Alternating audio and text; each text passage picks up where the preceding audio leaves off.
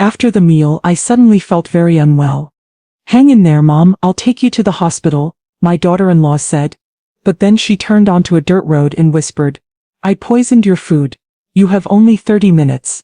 Get out of the car." Left alone by the roadside, I thought it was over. But then, before that, this fictionalized case study is based on documented elder abuse and poisoning cases. According to the National Council on Aging, 1 in 10 Americans over 60 experiences elder abuse, with financial exploitation being the most common form. This examines the warning signs of caregiver poisoning and why proper estate planning can prevent murder attempts. Now let me tell you my story. I felt it start about 20 minutes after Sunday dinner. A strange tingling in my fingers. Then my stomach began to cramp. Not the gentle discomfort of eating too much, but something sharp and wrong. "Vanessa," I said, setting down my sweet tea. "I don't feel well. Something's not right." My daughter-in-law looked up from clearing the dishes. "What's wrong, Mom?" "I'm dizzy, and my heart's racing." I pressed my hand to my chest. The pounding was getting worse. Vanessa came over quickly, concern on her face.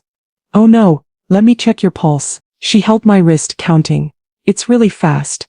Too fast. We need to get you to the hospital. Maybe I should just lie down." "No, Mom, this could be serious. Let me take you right now.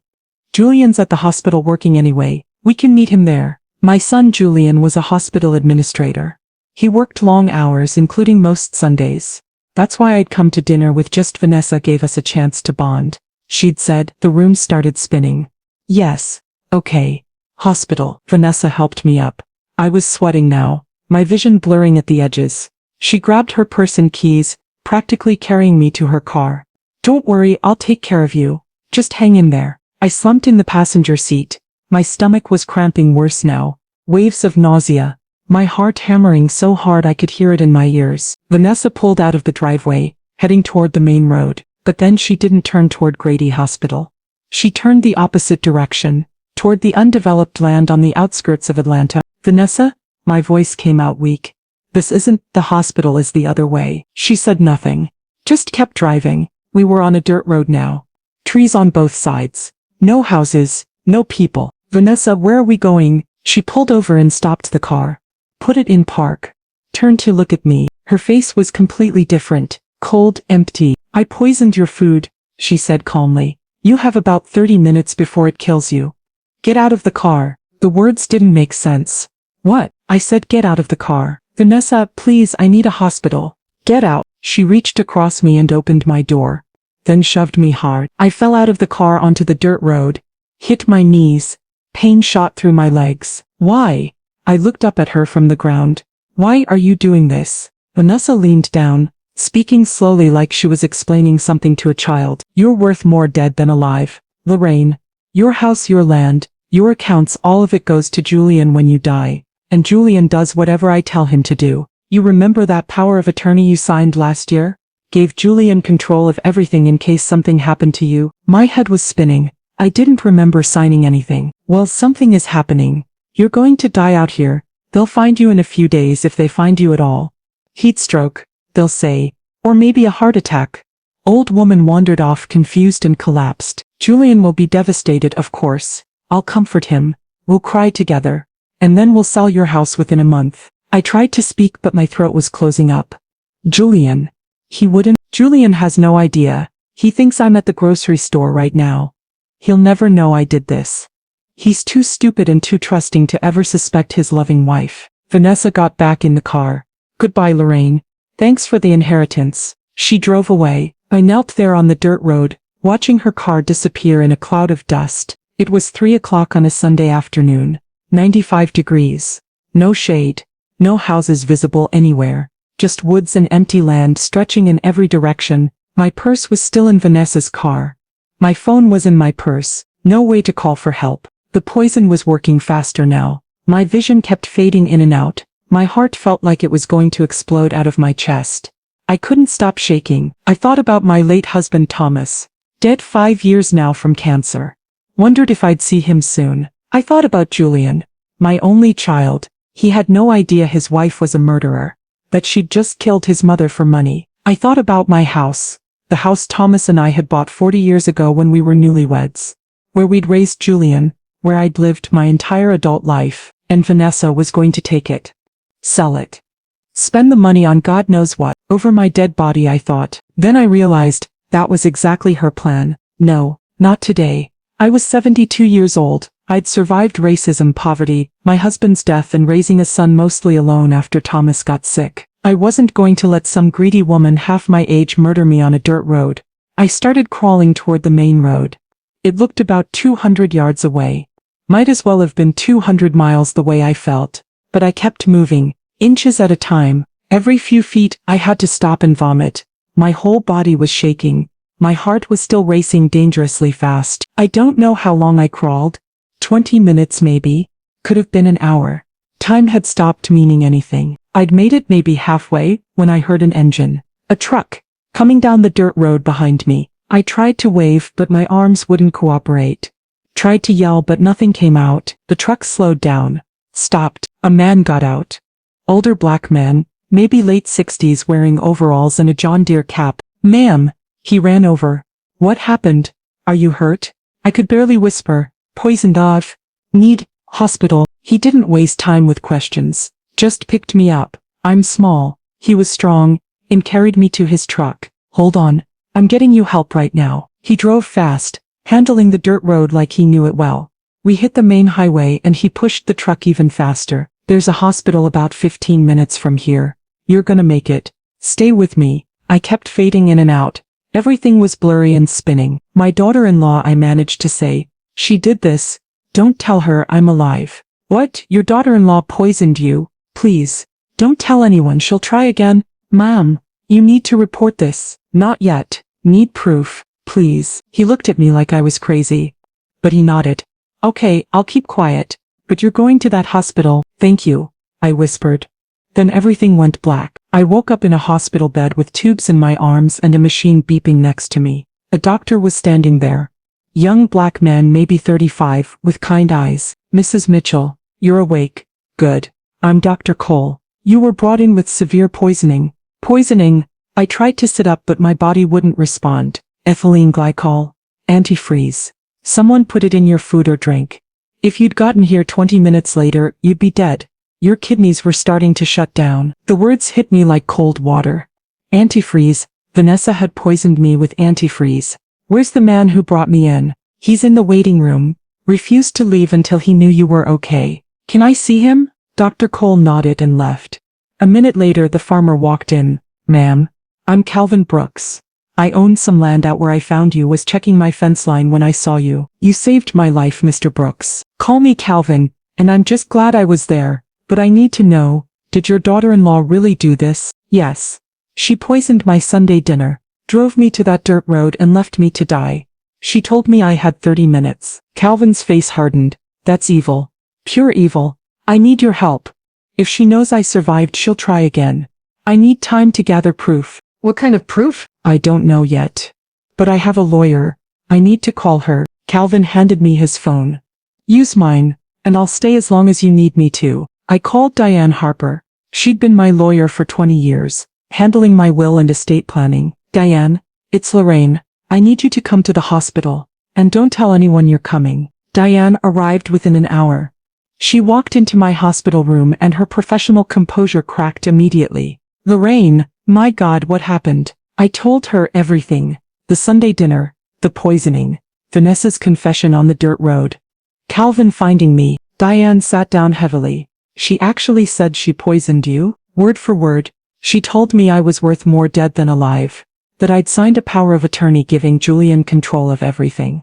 Diane's expression changed. Lorraine, you didn't sign a power of attorney. What? I've handled your estate for 20 years. You have a will. You have a living will. But no power of attorney. You specifically told me you didn't want one. You said I trust Julian with my life, but not with my money until I'm gone. Your exact words. I tried to remember, but Vanessa said last year. Diane was already pulling out her laptop. Let me check the county records. She typed rapidly, searching legal databases. Oh my God. Her face went pale. Someone filed a power of attorney in your name 6 months ago. But I didn't prepare it. She turned the laptop so I could see. Look at this signature. Is that yours? I stared at the document on the screen. At the signature that was supposed to be mine. No, That's not my signature. It's close, but look at the C in Claudette. The way it loops is wrong, and the M in Mitchell is too angular. I don't write like that. Diane zoomed in. You're right. This is forged.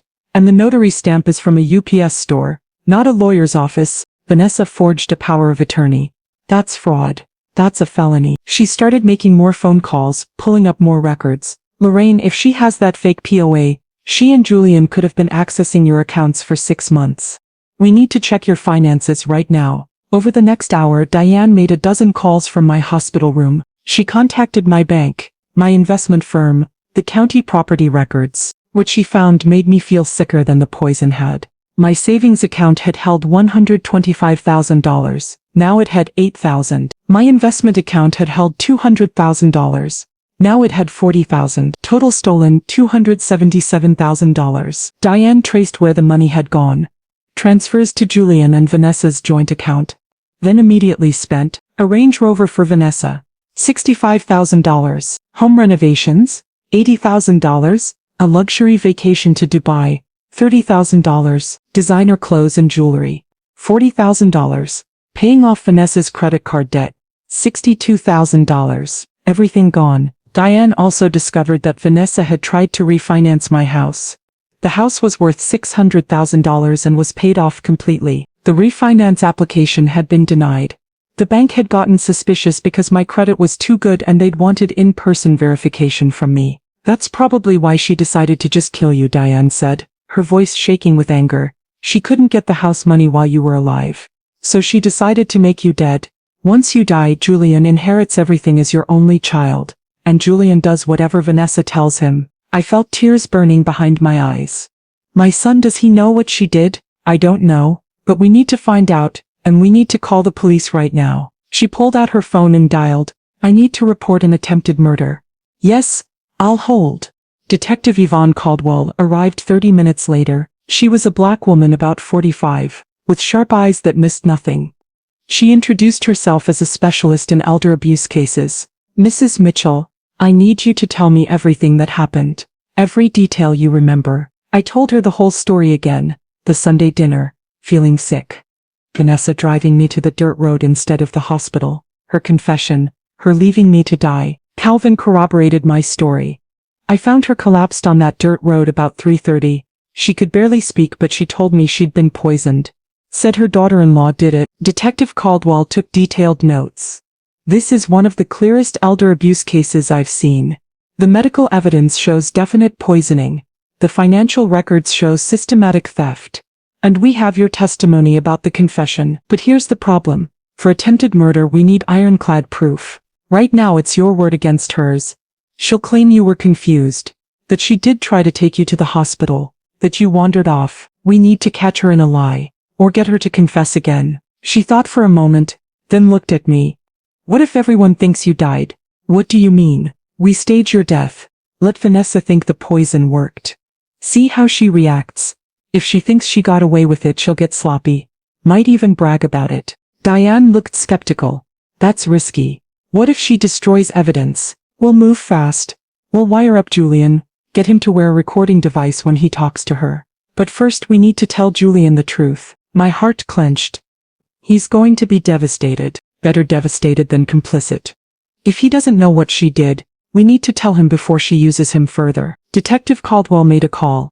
Mr. Mitchell, this is Detective Yvonne Caldwell with APD. I need you to come to Grady Hospital immediately. It's about your mother. Julian walked into my hospital room 20 minutes later. He looked terrified. Mom, thank God. Vanessa called me an hour ago and said you'd gone missing after feeling sick at dinner. I've been trying to reach you. He stopped when he saw Detective Caldwell. What's going on? I didn't know how to start. Baby, sit down. I'm fine standing. Mom, what happened? Why are the police here? Your wife tried to kill me today. Julian laughed. Actually laughed. What? That's insane. Mom, are you feeling okay? Maybe the medication. Vanessa poisoned my Sunday dinner with antifreeze. Then drove me to a remote dirt road and told me I had 30 minutes to live. Then she left me there to die. Julian looked at Dr. Cole, at Detective Caldwell, at the lawyer. This is a mistake. My wife wouldn't. Your mother was admitted with ethylene glycol poisoning. Dr. Cole said. Antifreeze. It's absolutely intentional. Someone put it in her food or drink. She was found collapsed on a rural dirt road by a stranger. If Mr. Brooks hadn't found her, she'd be dead right now. Julian's face went white. No, Vanessa was taking her to the hospital. She told me Mom felt sick and she was driving her. Vanessa is the one who poisoned her, Detective Caldwell said. Diane handed Julian a folder of financial documents. Your wife has stolen $277,000 from your mother over the past 6 months. She forged a power of attorney, used it to drain bank accounts and investment accounts. She tried to refinance your mother's house without permission. Julian opened the folder. His hands were shaking as he looked at the bank statements. Transfers of tens of thousands of dollars, all going to his and Vanessa's joint account. This can't be real. I didn't know about any of this. Did Vanessa ever have you sign documents? Diane asked. Financial forms, papers she said were for taxes or insurance. Julian thought back. Yes. A few months ago she had me sign some papers.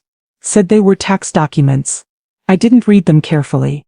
I trusted her. What did I sign? Probably authorization documents. Diane said. Allowing transfers from your mother's accounts. She used you, Julian. Made you an unwitting accomplice to fraud. Julian sat down hard on the chair next to my bed. I had no idea. Mom, I swear to God I didn't know. I know, baby. I reached for his hand. She fooled both of us. He looked up at me with tears in his eyes. She really tried to kill you? Yes. For money? For my house, my savings, everything I have. Julian put his head in his hands. My wife is a murderer, and I had no idea what kind of man doesn't see that. The kind who loves and trusts his wife. I said.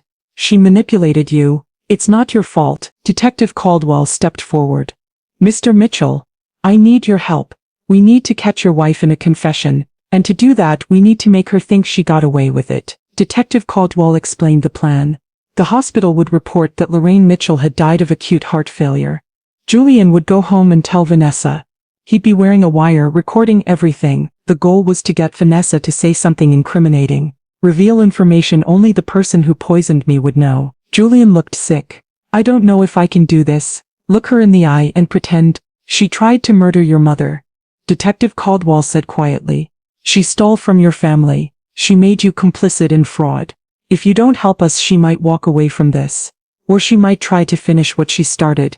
If she finds out your mother survived. Julian closed his eyes. Okay, I'll do it. They fitted him with a wire. A tiny recording device taped to his chest under his shirt. Detective Caldwell tested it. Made sure the audio was clear. Just act natural. Tell her your mother died. Watch how she reacts. Ask questions about the timeline. See if she slips up. We'll be listening from a van outside your house.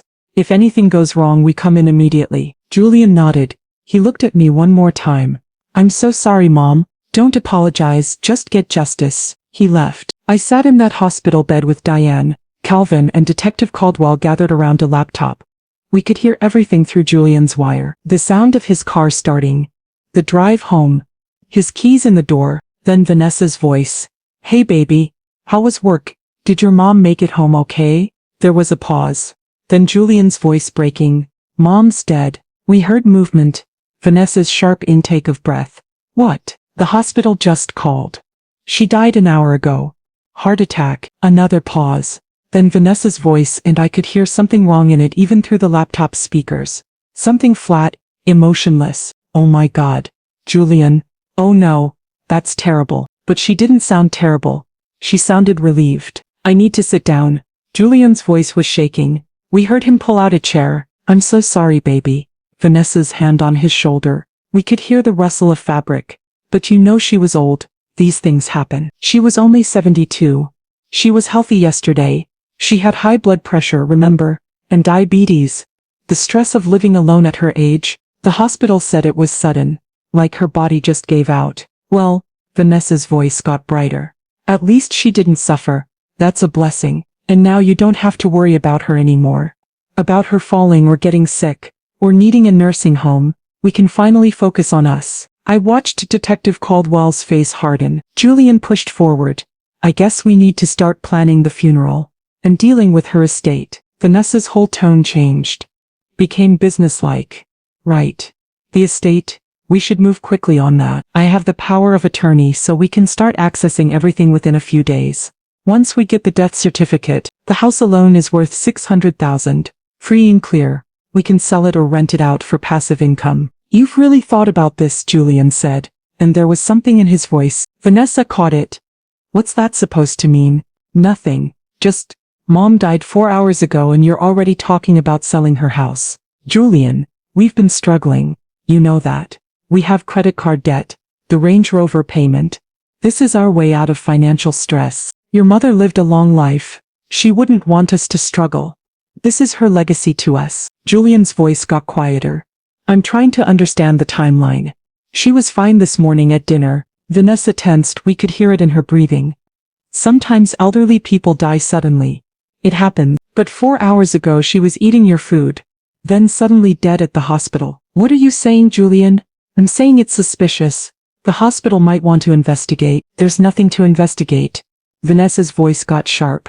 She ate dinner, felt sick. I tried to take her to the hospital and she died. That's it. That's what happened, except you didn't take her to the hospital, Julian said. You drove her to a dirt road. Silence. What are you talking about? And you didn't just drive her there. You put antifreeze in her food. Then you told her she had 30 minutes to live. Then you left her on that dirt road to die alone. More silence. Then Vanessa's voice. Ice cold. That's impossible. She stopped herself. She should be what? Vanessa? Dead? You're recording this. Not a question. A statement. Mom survived. Someone found her. Saved her life. She told me everything you did. And she's alive right now. In a hospital room. Listening to this conversation, we heard movement. Shouting. Then the front door burst open and Detective Caldwell's team rushed in. Vanessa Mitchell, you're under arrest for attempted murder, elder abuse, financial exploitation of the elderly, and fraud. Through the wire we heard Vanessa screaming. She was going to waste it all. That money, that house. It was just sitting there while we struggled with bills. I took care of her for years. I earned that money. It should have been mine. And you. Her voice got shrill. You're too weak to do what needed to be done. So I did it for us, for our future. You should be thanking me. Detective Caldwell's voice came through calm and professional. Everything you just said was recorded. You have the right to remain silent. I suggest you use it. But Vanessa kept screaming. She was old. She was going to die soon anyway. I just moved up the timeline. It's not even really murder. They took her away. In my hospital room I listened to my daughter-in-law being arrested for trying to kill me. I should have felt triumph. Victory. Justice. Instead I just felt tired. And sad. And old. Over the next week the evidence piled up so high that Vanessa's lawyer tried 3 times to get her to take a plea deal. She refused every time. Said she'd done nothing wrong. That I was a bitter old woman trying to destroy her marriage. The wine bottle from Sunday dinner was still in their trash. Police tested it. Traces of ethylene glycol. Vanessa's laptop search history told the whole story. Searches from 3 weeks before the poisoning. How much antifreeze is lethal? How long does antifreeze poisoning take to kill? Do hospitals automatically test for antifreeze? Can antifreeze be detected in autopsy? Symptoms of heart attack versus poisoning. Security camera footage from a Home Depot showed Vanessa buying a container of antifreeze 3 days before she poisoned me. Text messages on her phone to her friend Keisha painted a damning picture. Julian's mom is such a burden, always needing something. I can't wait until she's gone and we finally get that inheritance. That text was from 2 months before the poisoning. Another text from 1 month before. His mom's house is worth over $500,000. Once she dies, we're set for life. Financial records showed Vanessa's spending had spiraled out of control in the year before she started stealing from me. Credit cards maxed out. Personal loan defaults. She'd been drowning in debt. The forged power of attorney was examined by a handwriting expert named Leonard Price. He testified that the signature was definitely not written by Mrs. Mitchell. The letter formation, pressure points and flow are inconsistent with her authenticated signatures. The fake notary stamp was traced back to an online service that sold forged notary equipment. They kept records. Vanessa had ordered it 5 months before filing the fraudulent POA. Every piece of evidence pointed to the same conclusion. Vanessa Mitchell had systematically planned to steal from me, and when that wasn't enough she decided to murder me. 3 months later, the trial began. Vanessa's lawyer was expensive. Sleek. He tried to paint her as a devoted daughter-in-law overwhelmed by financial stress, My client made mistakes.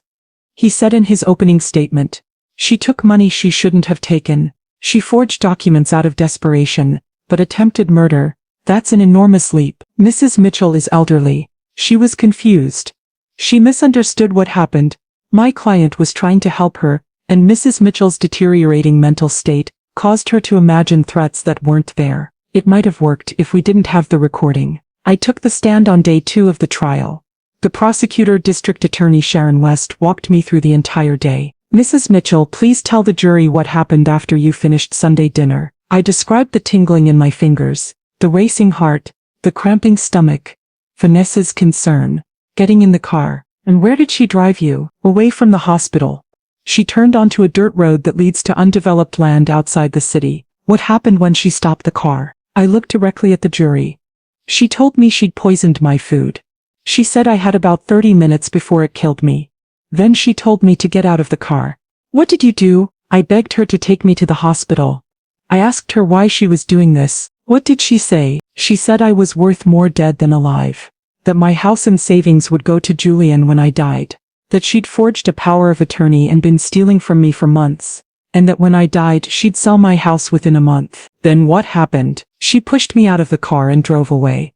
Left me on that dirt road to die. The jury was riveted. Calvin testified next. I found her collapsed about halfway between where she'd been left and the main road. She'd crawled maybe 100 yards.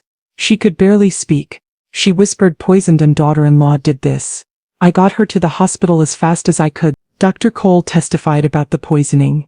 Mrs. Mitchell presented with classic ethylene glycol toxicity, antifreeze poisoning. Without immediate treatment she would have died within an hour. Her kidneys were beginning to fail. Based on the level of toxin in her system, the dose was absolutely lethal. This wasn't an accidental ingestion, this was attempted murder. Rita Jonas, the forensic accountant Detective Caldwell had hired, walked the jury through the financial fraud. Over 6 months, Mrs. Vanessa Mitchell systematically drained her mother-in-law's accounts of $277,000. She used a forged power of attorney to authorize transfers. The money was spent on luxury items, travel, home renovations and paying off Miss Mitchell's personal debts. None of it benefited Mrs. Lorraine Mitchell. Diane testified about the forged POA. Mrs. Mitchell never signed this document. I would have prepared it if she wanted one, but she specifically declined. This signature is a forgery. Leonard Price, the handwriting expert, confirmed it. The signature on this power of attorney was not written by Lorraine Mitchell.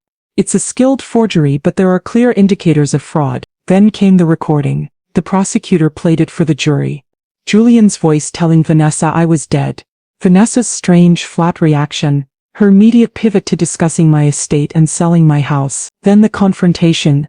Julian revealing, I was alive. And Vanessa's screaming confession. She was going to waste it all. That money, that house, it was just sitting there while we struggled. I took care of her for years. I earned that money. She was old. She was going to die soon anyway.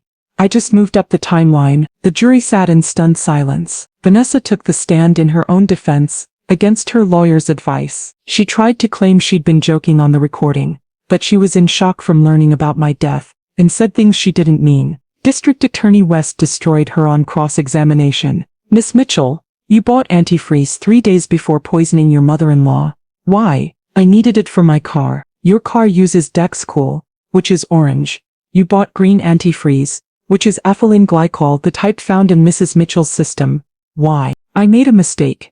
Got the wrong kind. You searched online for how much antifreeze is lethal. 2 weeks before the poisoning. Why? I was curious. I read an article about poisonings. You searched can antifreeze be detected in autopsy. Why would you need to know that? I don't remember doing that search. The search came from your laptop, your IP address, your browser history. Vanessa had no answer. You texted your friend Keisha, I can't wait until she's gone and we get that inheritance.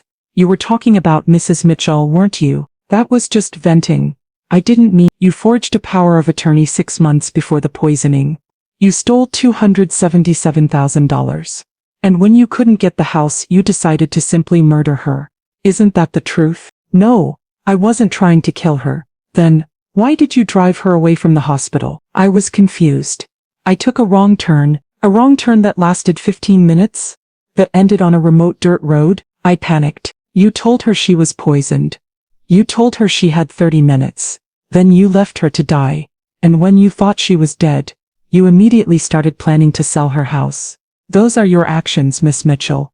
Those are the facts. Vanessa couldn't respond. She just sat there, tears running down her face, finally understanding she was trapped. The jury deliberated for 6 hours. They came back with their verdict. Attempted murder, guilty. Elder abuse, guilty. Financial exploitation of an elderly person, guilty. Fraud, guilty. For forgery, guilty. Vanessa showed no emotion when the verdicts were read, just stared straight ahead. Julian sat in the gallery with me. He was crying. His wife was going to prison. His marriage was over. His whole life had been built on a lie. I held his hand. It's going to be okay, baby. How? How is any of this okay? Because you're free now. Free from her manipulation. And we're both alive. The sentencing hearing was 2 weeks later. I gave my victim impact statement, stood at the podium and looked at Vanessa for the first time since the trial started. Vanessa didn't just try to kill my body. She tried to kill my trust, my faith and family, my relationship with my son. I welcomed her into our family 20 years ago when she and Julian started dating. I babysat her children when they were babies. I taught her my recipes. I treated her like the daughter I never had. And she repaid me by poisoning my food, stealing my life savings, and leaving me on a dirt road to die alone in the heat. I want the maximum sentence, not for revenge, for justice, and to protect other elderly people from predators who see them as nothing but ATMs with expiration dates. Judge Raymond Pierce looked at Vanessa with disgust. Miss Mitchell, you committed one of the most heinous crimes imaginable. You attempted to murder an elderly family member for financial gain. You exploited your position of trust. You preyed on vulnerability. You showed absolutely no remorse even after being caught.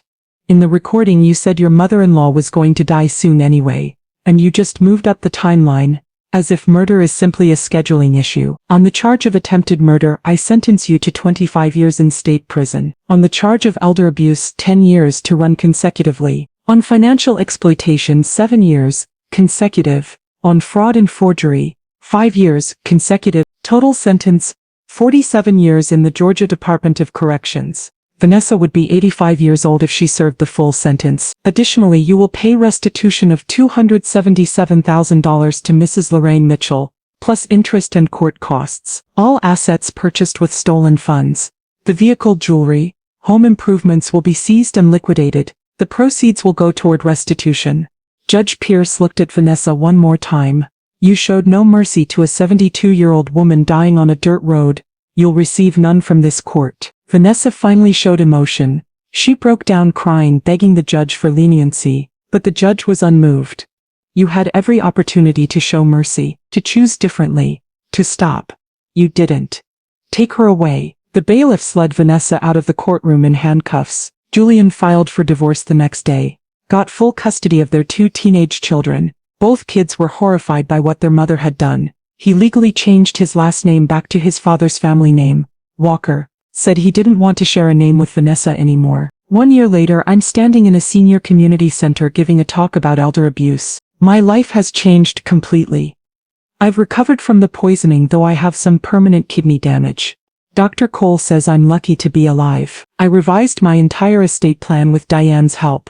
Knew well with multiple witnesses, no power of attorney. Everything will go through probate when I die, with strict court oversight. Julian is trustee, but he can't access anything without approval from Diane and a probate judge. I've also become an advocate. I tell my story at senior centers, community groups, law enforcement trainings, warning people about the signs of elder abuse. My relationship with Julian has healed. He carries tremendous guilt, but I don't blame him. He was manipulated too. He's in therapy, working through the trauma of realizing his wife was a murderer. Calvin Brooks has become one of my closest friends. We have coffee every Sunday. Not at my house. I can't eat food. I didn't prepare myself anymore. The poisoning left more than physical scars. Today I'm finishing my talk to about 40 seniors at the community center. The warning signs were there, I tell them. Vanessa isolating me from my finances, pressuring me to sign documents, her increasing focus on my assets, getting defensive when I asked questions. Elder abuse often starts financial and escalates to physical. If someone in your family is showing these signs, get help immediately. Talk to a lawyer. Talk to police. Don't wait. After the talk, an elderly woman approaches me.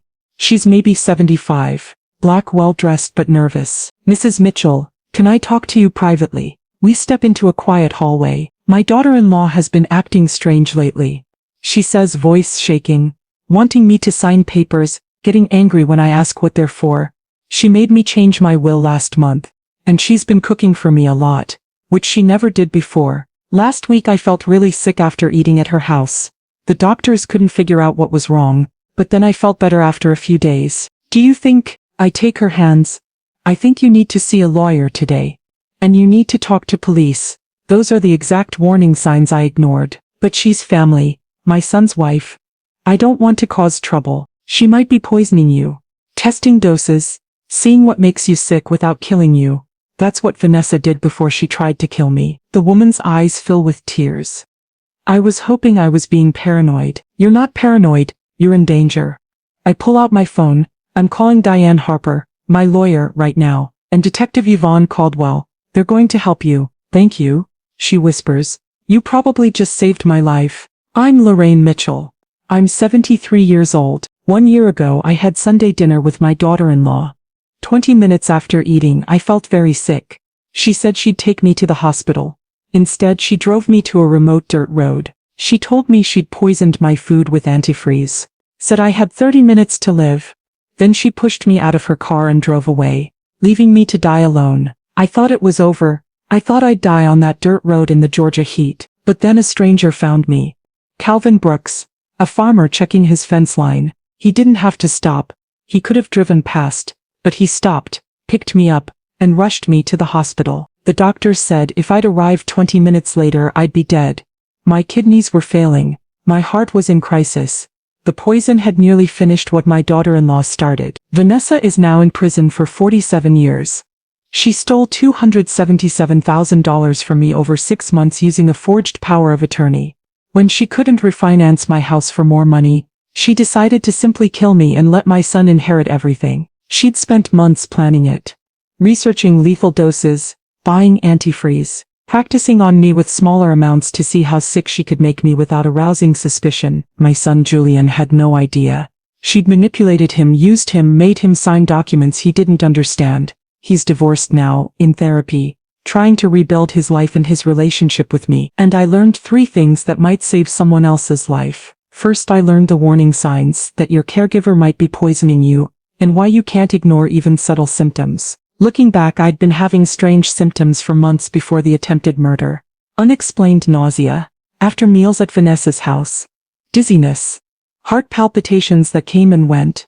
Doctors couldn't find anything wrong, so I dismissed it as old age. But those were test doses. Vanessa was experimenting, seeing how much poison she could give me without triggering an investigation, building up my body's toxic load slowly so the final lethal dose wouldn't seem out of nowhere. If you're elderly and someone is cooking for you regularly, watch for patterns. Do you only feel sick after eating their food? Do symptoms appear within hours of meals they prepared? Do medical tests come back normal despite feeling terrible? Trust your instincts. If something feels wrong, it probably is. According to the National Council on Aging, caregiver poisoning is more common than most people realize. But it's drastically underreported because victims dismiss their own symptoms or blame natural aging. Document everything. Write down when you feel sick, what you ate, who prepared it. If the same person's cooking makes you sick repeatedly, that's not coincidence. That's a pattern. Show those notes to a doctor you trust, someone outside the family, and never ever eat food you didn't prepare yourself if you have even the slightest suspicion. It sounds paranoid. I thought I was being paranoid too, but paranoia kept me from eating more of Vanessa's food. Before that final Sunday dinner, paranoia might save your life. Second, I learned why proper estate planning isn't just about taxes and inheritance.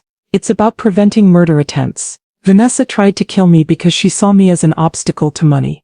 If I'd had different estate planning, she might never have tried. Never give anyone power of attorney, unless you absolutely need it for medical reasons. And even then, name someone outside the immediate family who has nothing to gain from your death. Multiple people, if possible, requiring co-signatures. Have your lawyer prepare all documents in their office with witnesses you choose. Never sign documents at home that someone brings to you. If you wouldn't sign a blank check, don't sign estate documents without reading every word and understanding exactly what they mean. Tell multiple people outside the family about your estate plan. Your lawyer, your doctor, a trusted friend. That way if someone tries to change things through fraud, there are people who'll notice and question it. And most importantly, work with an attorney you've personally chosen and met with privately. Vanessa tried to use a fake POA because she knew I'd never actually give her power of attorney. If she'd had to go through Diane, it never would have worked. Third, I learned that documentation saves lives, and why you need to tell someone trustworthy about any suspicious behavior immediately. If I told Calvin or Diane or anyone that Vanessa was pressuring me to sign documents, that she was asking strange questions about my health and estate, that I kept getting sick after eating at her house, they could have investigated before she tried to kill me. Instead I stayed silent. Didn't want to cause family drama, didn't want to seem like a paranoid old woman, didn't want to accuse my daughter-in-law of something terrible without proof. That silence almost killed me. If something feels wrong, tell someone. Tell multiple people. Write it down with dates and details. Email it to yourself so there's a timestamp. Create a record that can't be erased. And if you're the person being told, take it seriously. Don't dismiss elderly family members as confused or paranoid. Their instincts might be picking up on danger their conscious mind hasn't fully recognized yet. The woman I talked to after my presentation, the one whose daughter-in-law was acting suspicious. She's safe now. We got her to a lawyer and police immediately. They investigated and found that her daughter-in-law had been slowly poisoning her with arsenic, planning to claim natural causes when she finally died. She's alive because she trusted her instincts and asked for help.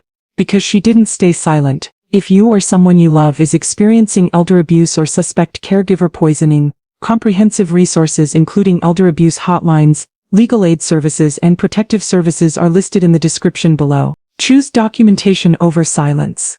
Choose outside verification over blind trust. Choose your own safety over avoiding family drama. Because I'm alive today only because a stranger stopped to help me. Because I survived long enough to tell the truth. And because people believed me when I named my attacker. Vanessa thought she'd get away with it. Thought she'd cry at my funeral. Comfort my son and sell my house within a month. Instead, she's in prison for 47 years. And I'm standing here telling my story to protect others. Thank you for listening. If this story saves even one person from what I went through, then almost dying meant something.